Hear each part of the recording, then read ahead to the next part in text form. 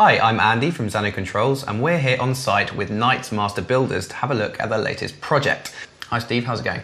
Really well, thanks Andy. Great, it looks fantastic. Can you tell us a bit about what you've been up to? Yeah, sure, thank you. This is a really interesting job actually. The client has had a specific vision as to what they wanted, and lighting is really important to that. They wanted to have switches at all the access points, and they wanted to be fully dimmable, but they were adamant they didn't want the complication of having a full-on control system.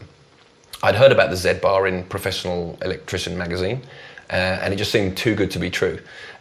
But I couldn't help but thinking it would be ideal for this particular job. Why too good to be true?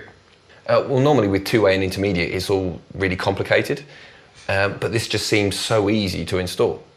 I phoned your colleagues at Zano to check if it was suitable for this job, and they were absolutely brilliant. It's the best thing I've seen in lighting for such a long time. Brilliant. How was the installation? Easy. It's really easily hidden and out of sight, and it just connects with the existing twin and earth. There's no rewiring, no computers, and it works brilliantly, even with a rotary controller, which is pretty impressive. And of course you can use push switches for that too. Yes, we thought about doing that, but we went with rotary controllers for simplicity really. The Z-Bar is the only simple way you can dim one circuit with rotary if there are more than 2 control points.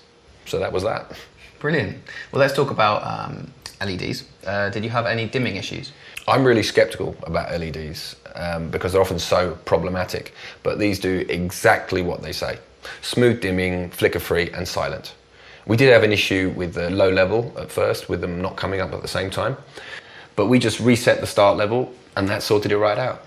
But the thing is with LEDs, we all know they're really moody, but the great thing is that this is designed to combat that, and you guys have really nailed it. Good to hear. We do try.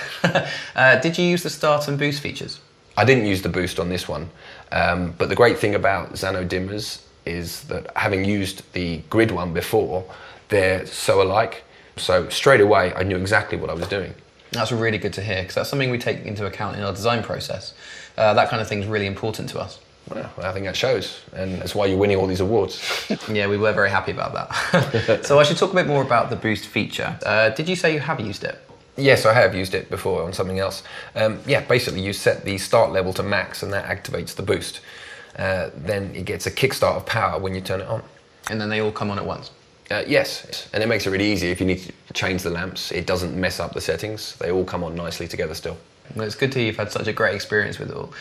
We've had a lot of customers give us positive feedback and approach us with bigger commercial projects. For that, you just add more Z-bars to the circuit, which means you can dim larger loads. I haven't tried that yet, but we've got a job coming up in a school, a dance studio, that's going to require quite a few fittings. Oh, okay, so they might be 1 to 10 volt in a school. So for that, you'd use a 1 to 10 volt Z-bar. And that's actually great, because you can use the existing twin and earth wiring. For a 1 to 10? Oh, wow. Because normally you have to have a screen cable for that. I think I'll definitely be trying that one. Well, thanks for talking to us, Steve. It's been great, and as I say, it all looks brilliant. You'll have to let us all know how it goes.